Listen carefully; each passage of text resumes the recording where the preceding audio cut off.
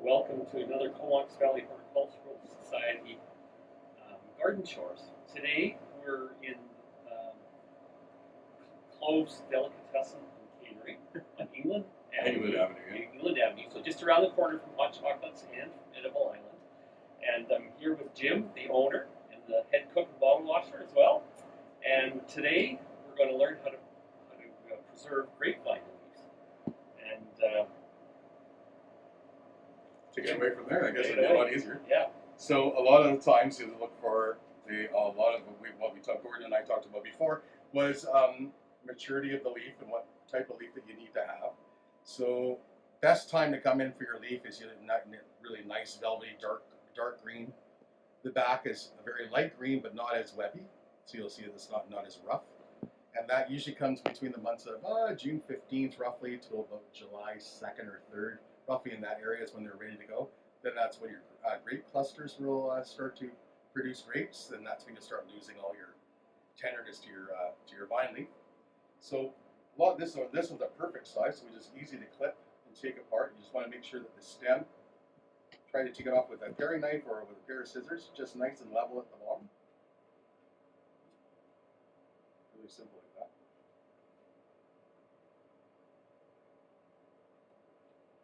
So now try to keep it as flush as possible. So these vines here, they're all pretty well, they're all clean. Everything's ready to go. So we'll just do a stack and get ready to put them in the jars. So how many do you stack up? I usually stack probably about 12. Kind of depends on how thick the leaves are going and everything else. So yeah, that's a great thing. That's a nice one. 6, 7, 8. Let's try it at 10, and we'll just have a look here while I'm doing the fold. So basically, I put everything face down, so it's a lot easier to fold. And then you're wanting to stuff the inside of your jars, and what we do is we try to take the one loop just like that, this way, fold in your corners.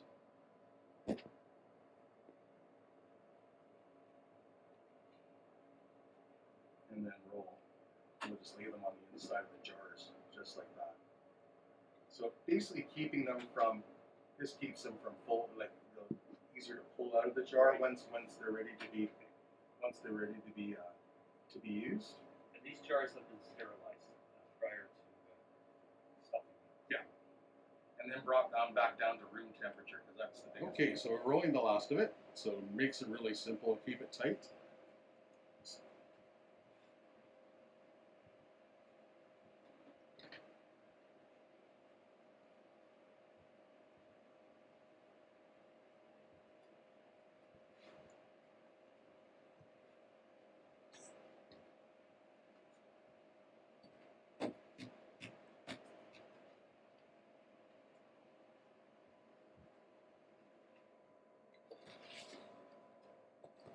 So then we're going to start making the brine.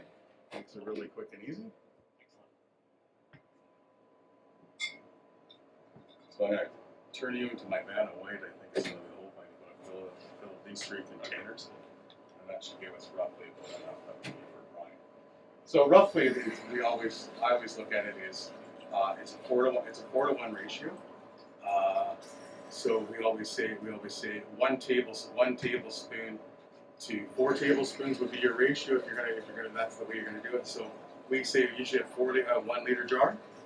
We'll bring down to roughly would say about a quarter cup of pickling salt to make the start of your brine, and then a little bit of salt added at the end before they get ready to be sealed in their container. So we're gonna start this off with just this amount of water just to start on to boil. So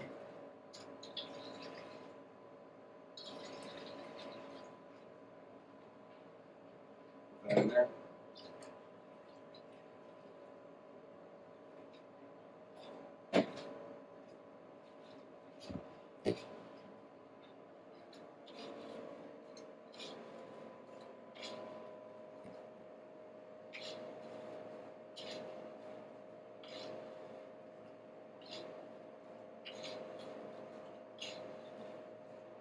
There we go.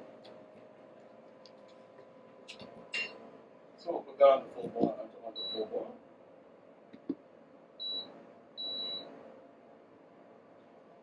And I guess we'll be back until it boils.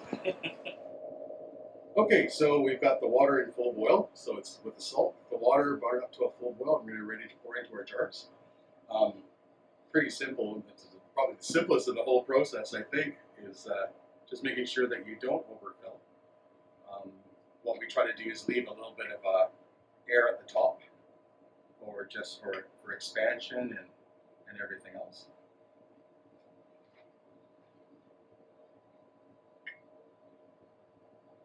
I don't know if Gordon can smell all that. It's actually can smell it starting to cook.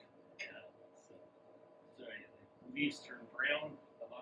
Yeah, they're going to start turning a dark, almost like a khaki browny green color by the time they're fully done. So we try to just make sure that we leave a bit of an air gap. Yeah, space there. Okay, they're perfect. Yeah, that's the best way to go. Nice.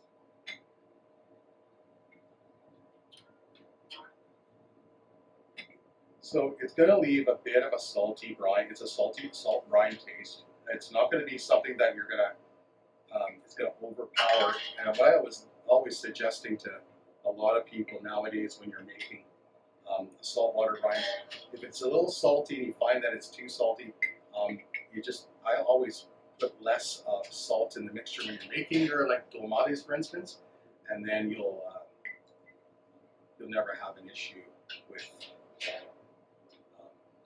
too much salt in your recipe. So.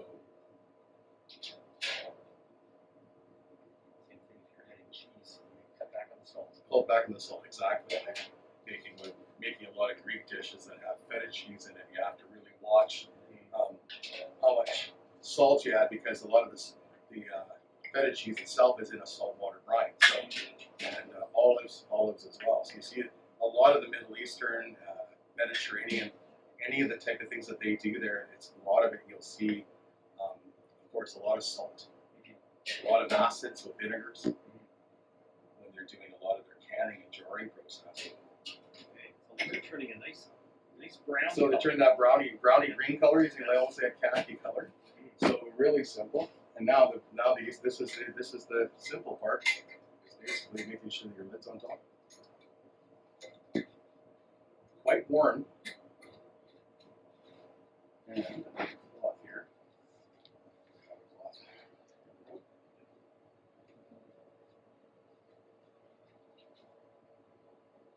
The jars are quite hot, so they're going to be hard to handle. Here's a little bit of that. And this, turn it upside down. So you're going to see a lot of this is going to happen. What's going to happen over time when the suction starts to happen through, it's going to actually start sucking up and making actually the canning process, so it's always cooling down. So once it's cooling down, it'll actually start sealing right into the whole jar, filling the whole jar up. Okay. So,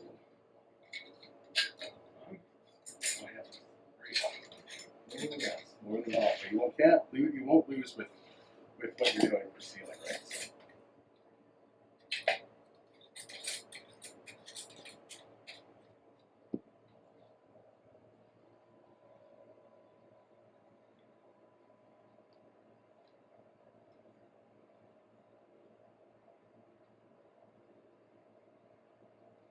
So sometimes you'll notice a little bit of a salt deposit happening when it starts cooling on the outside, because it is a pickling salt.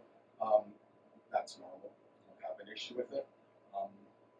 And these are good, as I said, these are good for, I've seen it last up to 4 years. No issue, because it's just salt and water. We've cooked out the chlorine out of the regular water. You could, if you want to speed the process up, start the boiling water process from the beginning. While you're rolling everything together, bing, bing, bing, bing, bing, it all goes really together quickly, and you got preserved grape leaves. Really simple. So how long do we leave these before we actually use them? 7 days. That's all it needs is 7 days it fully cooks with the salt brine, and then you can use it for 7 days. If you're wanting to make your own grapevines not to be preserved, you just want to use them right away off your grapevine itself. You could also steam them with a colander just over top of your stove with boiling water, just so you can use them right away.